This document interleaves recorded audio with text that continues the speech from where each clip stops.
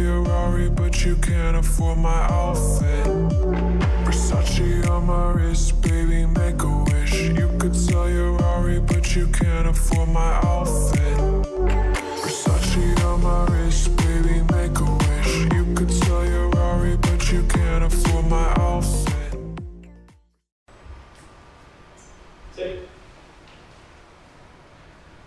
Bismillahirrahmanirrahim. Assalamualaikum warahmatullahi wabarakatuh. Waalaikumsalam warahmatullahi wabarakatuh. Kembali lagi di acara Inilah Koran Channel. Kali ini kita kedatangan dua pemuda hebat dari Yayasan Mata Cinta. Yayasan Mata Cinta ini adalah satu komunitas teman-teman anak muda di Bandung, di Jawa Barat. Ini terbentuk dari beberapa pemuda yang mempunyai basic masing-masing. Jadi mereka berkumpul untuk memberikan manfaat terhadap kebanyakan di anak-anak yatim. Lembaga ini terbentuk tahun 2012 lalu kalau nggak salah. Nanti kita coba tanya lebih mendalam.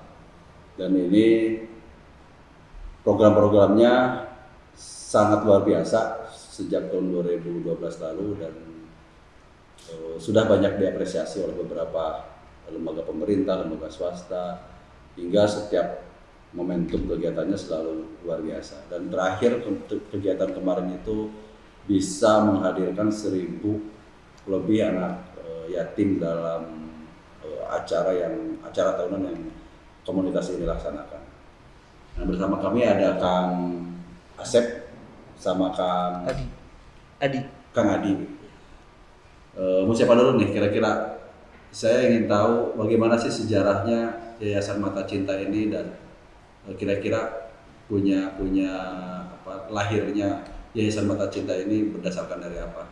Boleh. Gimana kan? Boleh dibuka kan? Buka aja kan. Jadi ya, Assalamualaikum warahmatullahi wabarakatuh. Yayasan Mata Cinta itu sebenarnya dulunya itu bukan sebuah perkumpulan untuk acara-acara begini gitu. Awalnya anak-anak yang ngumpul itu dibentuk dari kawan-kawan sepermainan tadinya. Yang tadinya kita cuma bermain untuk jalan-jalan gitu kan. Terus kita ngumpul-ngumpul cuma untuk traveling kemana kesana kesini. Sampai akhirnya bertemu dengan Pak Haji Ramdan, ketua yayasan dulu yang mendirikan Yayasan Mata Cinta. Oh, gimana kalau misalnya sekarang kita ada kegiatannya yang lebih positif kayak gitu. Memang awalnya belum nih acara anak yatim itu belum. Pada awalnya kita acaranya jalan-jalan tapi ada yang namanya zikir kuliner, terus ada Mata Cinta on the road kayak gitu-gitulah. Terus makin kesini di tahun 2013 akhirnya kita ngadain acara Jambore Anak Yatim pertama. Dulu namanya belum Super Camp Anak Hebat, tapi masih Jambore Anak Yatim karena pesertanya yang 2013 itu masih 100 orang. Nah, kita itu digembleng sama pembina untuk nyari dana kayak itu kan. Terus untuk gimana sih kita membahagiakan anak yatim di acara itu gitu kan. Terus di tahun 2014 kita off dulu karena kita memperbaiki struktur organisasi yayasan. Terus 2015 kita mulai lagi dengan peserta yang nambah itu sekitar 300 orang. Di 2016 nambah lagi 500 orang, 2017 1000, 2018 1000, 19 1000, insya Allah sekarang 2020 1000 anak. Itu kegiatan Jambore Anak Yatim itu apa aja kan dalamnya? Berapa hari, terus kira-kira apa aja dalam pelaksanaan? Kegiatannya sendiri itu biasanya dilaksanakan di hari Sabtu dan Minggu. Ada acaranya itu pertama ya hiburan ya, yang pokoknya inti dari acaranya sebenarnya untuk membahagiakan mereka. Jadi kebanyakannya hiburan. Dulu kayak ada sulap misalnya, atau misalnya ada freestyle, dulu ada rapper juga pernah ngisi acara. Terus ada penampilan dari nasi, terus musik-musik kayak gitu. Terus ada juga games-games untuk anak yatim. Terus ada juga jurit malam ya, dalam tanda kutip untuk anak-anak gitu. Anak-anak ditutup matanya terus jalan-jalan keliling, suruh pegang temannya, ditakut-takutin, tapi habis itu mereka ketawa-ketawa kayak gitu. Terus ada games-games di siang harinya kayak gitu sih. Menarik Kang, ini sasarannya yang menjadi kegiatan ini adalah anak yatim. Apakah kenapa sih harus anak yatim gitu? Terus apakah mereka dipungut biaya atau memang mereka digratiskan gitu? Kira-kira kenapa harus anak yatim gitu? Jadi untuk biaya sendiri itu gratis kan. Dari awal kegiatan sampai dari penjemputan sampai mereka pulang itu gratis biayanya. Dan kenapa target kita anak yatim? Karena kita percaya ya, kami percaya bahwa doa mereka itu adalah doa yang paling cepat dikabul oleh Allah kayak gitu kan. Terus dari dulu memang saya dengan salah satu kawan saya dulu SMA itu punya cita-cita kan.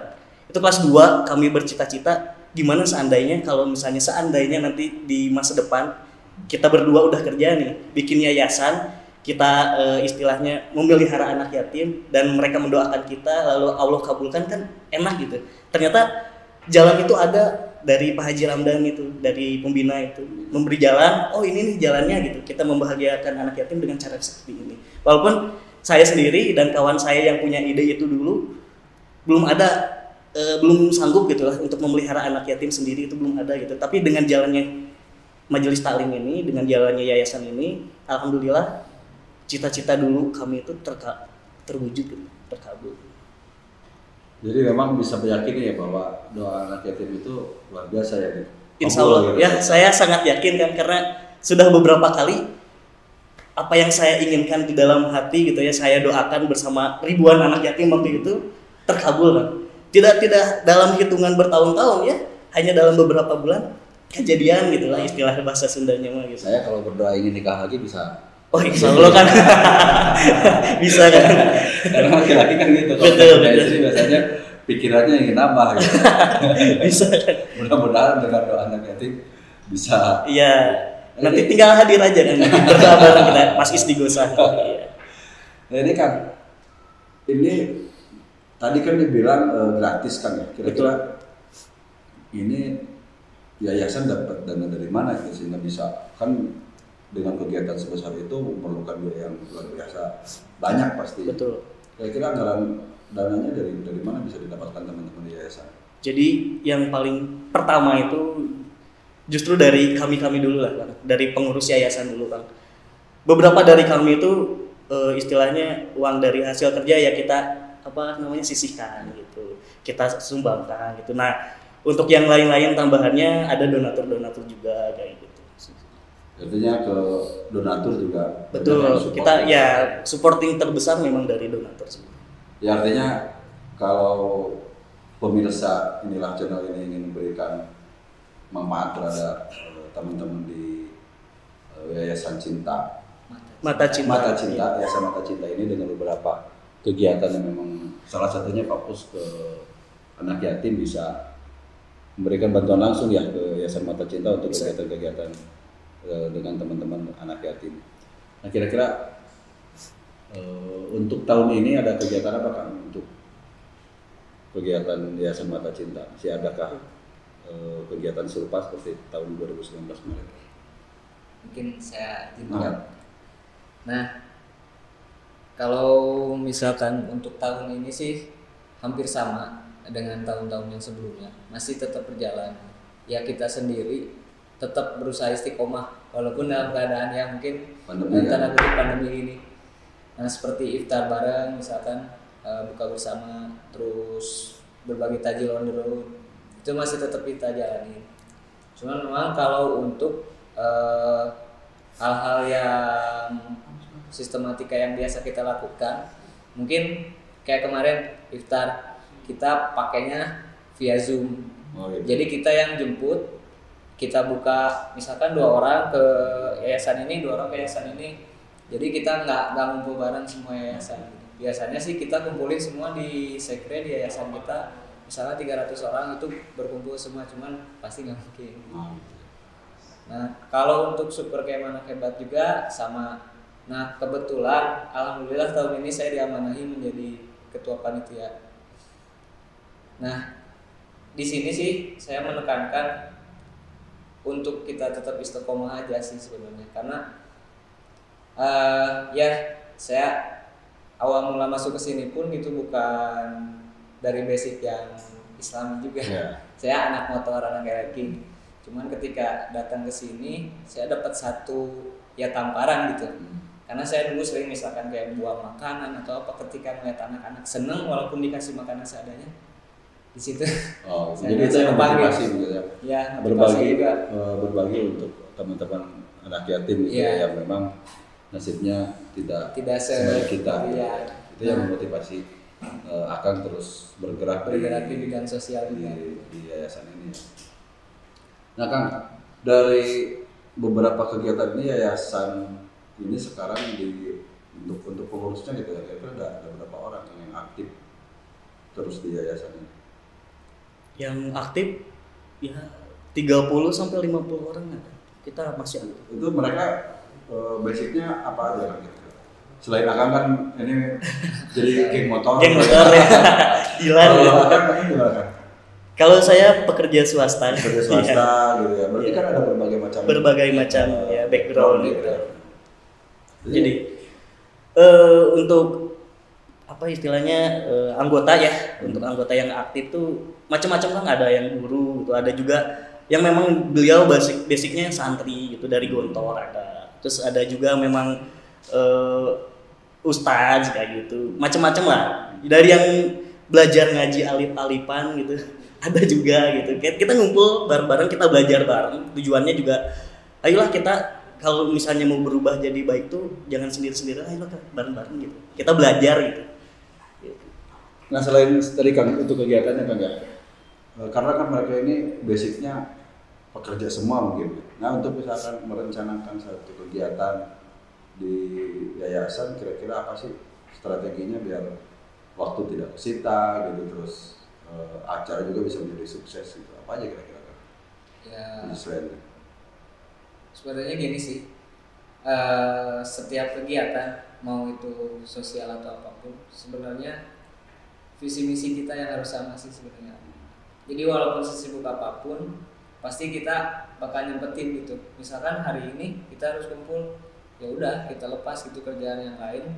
Kalau ini emang udah kita rencanain. Intinya sih itu, terus kita nanamin kalau di Mata Cinta itu, acara itu bukan punya Mata Cinta, tapi punya kita semua, punya panitia. Betul. Jadi kan di setiap acara pun kita nggak semuanya full panitia, karena kan nggak sampai ratusan orang. Jadi volunteer pun semua sama persepsinya kita samain gitu. Acara ini punya kita, punya anak yatim, bukan punya Mata Cinta. Di situ sih sebenarnya. Jadi yang dimunculkan tuh rasa memilikinya. Kan beberapa orang di tempat lain mungkin ya kejadian ada acara itu mereka datang hanya untuk eksis saja. Tapi kalau di kita tuh dari awal kita udah tekankan, ayo kita luruskan dulu niatnya gitu. Kita munculkan dulu rasa memilikinya, ini acara kita gitu. ya, artinya ada semangat bahwa semua kegiatannya adalah milik bersama sehingga acara bisa jadi sukses. Betul. Nah Kang, yang untuk dari yayasan sendiri nih, tadi sih saya sempat ngobrol-ngobrol di belakang, setiap kegiatannya itu selalu mendatangkan sponsor yang luar biasa ya, antusias sponsor itu, dan memang setiap kegiatan itu selalu pas gitu kan. Ya artinya butuh 10, kebutuhannya 10 gitu, sampai beres acara juga habis si 10 itu gimana kan bisa gitu, atau memang strategi panitia dibentuk seperti itu biar tidak ada anggaran sisa gitu. Bahkan ada hak untuk panitia juga semuanya dipergunakan untuk kegiatan itu, gimana? Jadi pada dasarnya gini ya. Dulu kita meyakini bahwa ketika misalnya ada 10 orang anak yatim, kita punya uang 11.000 ya. Berarti kan sebenarnya hak mereka itu 1.100 kan. Ada uang operasionalnya 1.000 nih, kita ambil 1.000. Dari 10 anak yatim, 1 orang tidak ridho, kita percaya itu uang jadi haram. Itu yang kita percaya ya, kita yakini. Jadi bermula dari situ, mulai dari makan panitia, operasional panitia, semuanya itu kita keluarin dari kantong sendiri kan. Jadi murni uang dari donatur itu full untuk kegiatan gitu. Sedangkan untuk panitia mah kita udunan gitu kan istilahnya. Bahkan nggak cuma udunan buat kita aja, tapi udunan juga buat donasi. Ya artinya panitia juga ikut jadi donasi ya kalau Betul, gitu. betul. Itu kewajiban kan di kami gitu ya.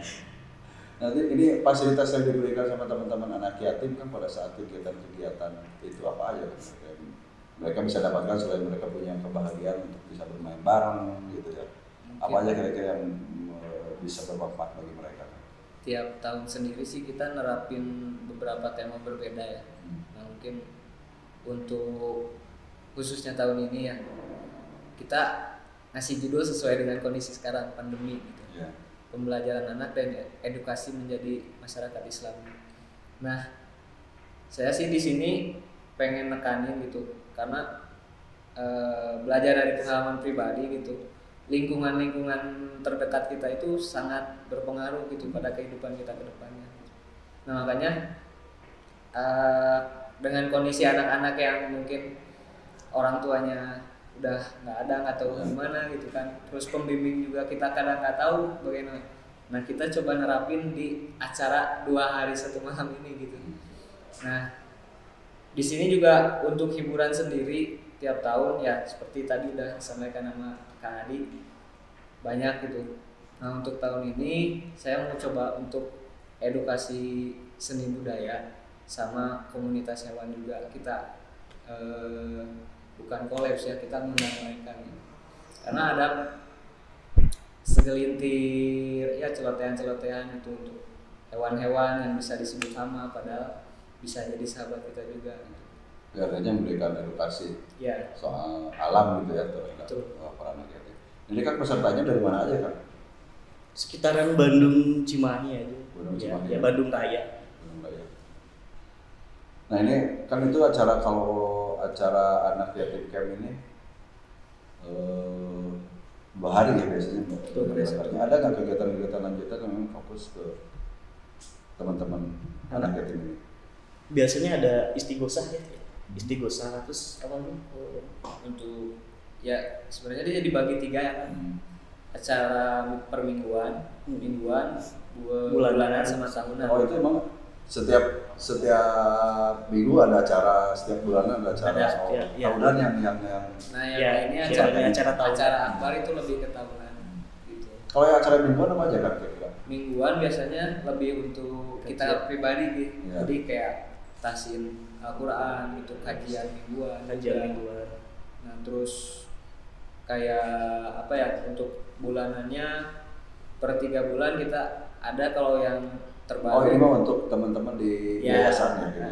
nah, kalau untuk anak yatim mungkin lah ya itu lebih ke tahunan sih, acara akbar. Ya, tapi ada juga Ada. yang 2 bulanan gitu, 2 bulan. kayak istighosah akbar. Terus ada ngasuh ya dulu tuh ya, ada yang pernah kita ngasuh anak yatim gitu. Jadi kita ajak jalan-jalan. Dulu pernah kita nonton bioskop. Bareng-bareng anak yatim. Iya, bareng-bareng anak yatim terus naik apa namanya bandros keliling-keliling Bandung kayak gitu sih. Untuk acara bulanannya. Saya sih agak menarik deh Kang. Kenapa teman-teman ini memberi nama Yayasan Mata Cinta gitu? Itu filosofinya gimana? Sebenarnya Mata singkatan juga. Singa itu sebenarnya Atau singkatan memang- dari ini ya. Atau memang berawal dari teman-teman yang jomblo gitu akhirnya Mata Cinta gitu. Ya karena memang kita yang ngumpul tuh dulu ya belum menikah semua gitu. Oh ya, jomblo berarti ya. Jomblo ya. Dari situ benar kan? Ya, tapi memang itu singkatan sebenarnya. Itu dari Majelis Taklim Cinta Allah gitu kan. Jadi kalau disingkat Mata Cinta gitu. Majelis Taklim Iya. Cinta Majelis Allah. Taklim Cinta Allah. Iya betul. Sehingga karena memang karena jomblo nggak ada jodoh aja. Oh, ini kayaknya anak yatim ini doanya bisa Terkabul. Oh, bisa jodoh anak yatim gitu ya. Tapi betul kan gitu. Tapi Terkabul bang, kan. faktanya gimana kan? Saya bisa minta contoh nggak? Ketika Akang dengan kita mengasuh anak yatim gitu, ada manfaat yang kita rasakan secara langsung. Ada pengalaman nggak kan kira-kira? Saya ini pengen sesuatu terus minta ke teman-teman anak yatim untuk didoakan dan itu terkabul. Oh banyak kan, banyak contohnya termasuk saya Contoh pribadi ya. gimana? Untuk saya pribadi itu yang paling besar itu saya minta jodoh kan. Itu Oh, ternyata betul juga. betul kan? Kan jomblo ya.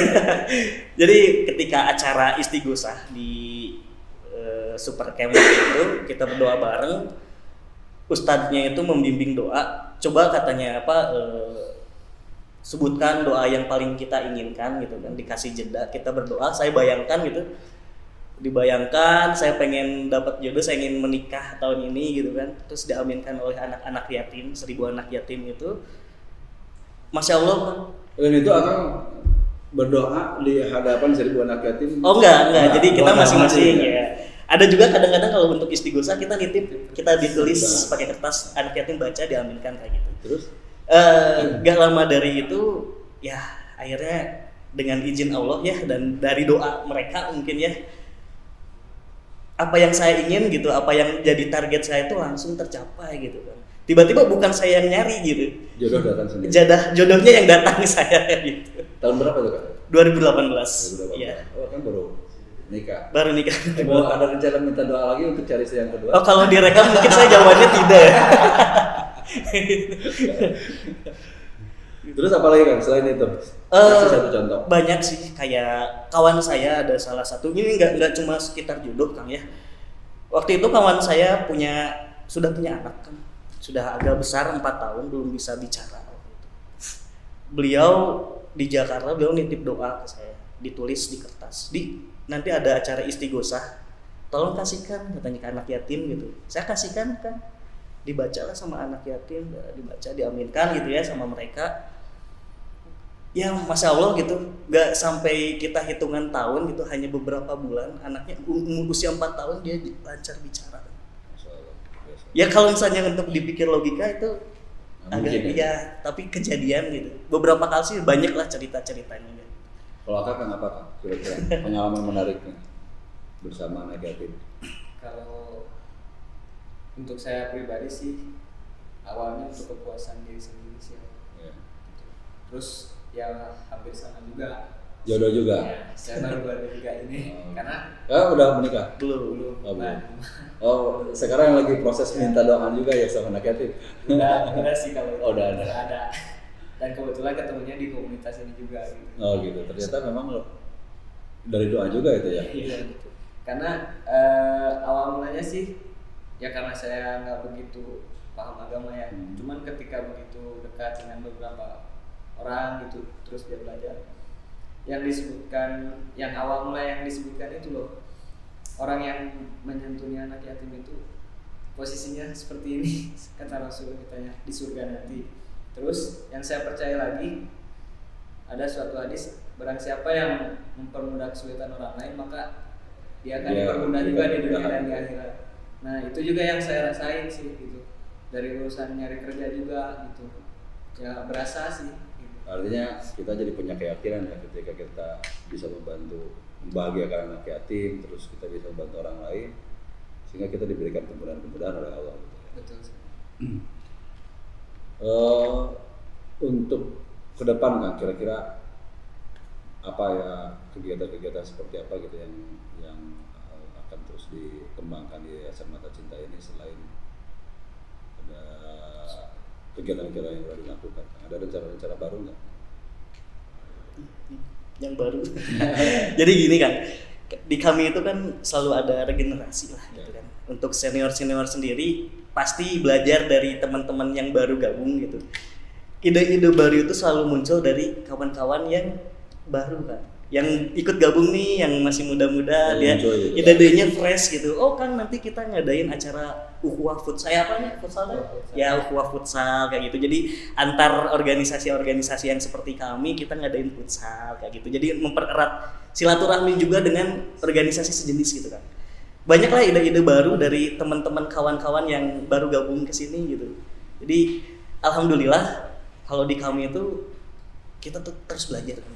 Nggak cuma saya merasa senior, kamu nggak boleh ngasih itu. Enggak, justru yang senior justru banyak belajar dari yang baru-baru gitu, bibit-bibit baru gitu. Ini di Yayasan Mata Cinta ini sekarang anggotanya udah ada berapa kan? Yang seluruh gitu ya, yang dari awal lahir 2012 ya. Iya. 2012 sampai sekarang udah ada tercatat berapa orang? Udah ratusan mungkin kan. Ratusan itu ya. Iya. Tapi untuk yang aktif kan datang dan pergi kan ya begitu. Jadi ya kalau yang aktif artinya setiap ada kegiatan-kegiatan itu pasti berjalan. Iya betul. Sukses gitu ya. Sukses. Ini kayaknya waktunya udah mulai mau habis nih kan. Ini ada pesan-pesan nggak kira-kira buat pemirsa inilah channel? Ya. Dari Pak Ketua mungkin menjelang kegiatan yang baru ini. Ya saya sih mungkin di awal tadi bisa tekankan mungkin ya di kondisi seperti ini banyak orang-orang yang berpikiran miring lah jika mengadakan suatu acara gitu, apalagi berkerumun. Cuman yang saya tekankan di sini, kita maksimalkan ikhtiar kita gitu untuk berbuat kebaikan daripada kita sibuk untuk menggunjingkan kejelekan orang lain gitu. Untuk hasil akhir tetap kita serahkan pada Allah. Karena kita itu berserah bukan menyerah. Karena kalau kita siapa lagi yang mau memaksimalkan dan untuk mengurus anak-anak yatim ini gitu. Silakan. Kalau dari saya ya untuk pemirsa ya. Ya. Ini untuk semua aja. Iya, untuk semuanya sih. Karena ada yang jomblo di kru kita juga ada yang Jadi doanya nanti. ya jangan ragu lah kalau untuk mau, ya nggak cuma ke anak yatim Kang ya sebenarnya gitu. Kita mau ngasih ke fakir miskin atau bahkan ke guru kita atau ke kawan kita, bahwa yang namanya memberi itu janji Allah bahwa itu tuh akan digantikan langsung gitu. Di dunia diganti, di akhirat juga diganti. Jadi kawan-kawan gak usah ragu lah. Kalau mau bantu, ayo gitu. Sekarang saatnya nih ada acara jambore gitu kan, ada acara seperti anak hebat, ayo sekarang kayak gitu. Kita bantu anak-anak yatim, kita bahagiain mereka. Itu aja. Kang, ada yang lain? Paling satu lagi sih saya ada ajakan. Ada Ajakannya apa coba Kang? Mungkin kan di zaman milenial ini cara untuk menjalin hubungannya harus berbeda karena anak-anaknya udah sulit ya kalau untuk misalkan diajar ngaji yuk susah. Nah, di kita itu ada yang namanya insan kamil. Di kita ini baru mulai sampai brigade 4. Nah, ini kita acaranya di gunung khusus ya untuk dewasa juga gitu. Nah, di sana nanti kita rihla bareng-bareng di alam gitu sambil tadabbur alam, tafakur juga. Kapan itu Kang? Untuk acara sih itu juga masuk ke acara bulanan sebenarnya, per 3 bulan sekali biasanya. Nah, cuman untuk tahun ini kita fokus dulu di Cahini Supercamp Anak Hebat ini. Terima kasih Kang sudah hadir di tempat kami. Pemirsa, begitulah wawancara kita dengan teman-teman yang mempunyai keteguhan hati untuk membantu anak yatim. Mudah-mudahan ini bisa menjadi penggerak kita untuk bisa membantu kegiatan teman-teman ini dalam apa yang disebutnya bisa kita memberikan perhatian kecil aja dari kita bagi anak-anak yatim, dan ini bisa menjadi jembatan kita untuk kedepannya untuk memberikan manfaat terhadap teman-teman anak yatim. Dan kalau memang ada pemirsa yang ingin berpartisipasi di acara teman-teman ini, nanti bisa dibaca di sini nih untuk rekening dan nomor kontak yang bisa dihubungi. Terima kasih. Wassalamualaikum warahmatullahi wabarakatuh. Waalaikumsalam warahmatullahi wabarakatuh.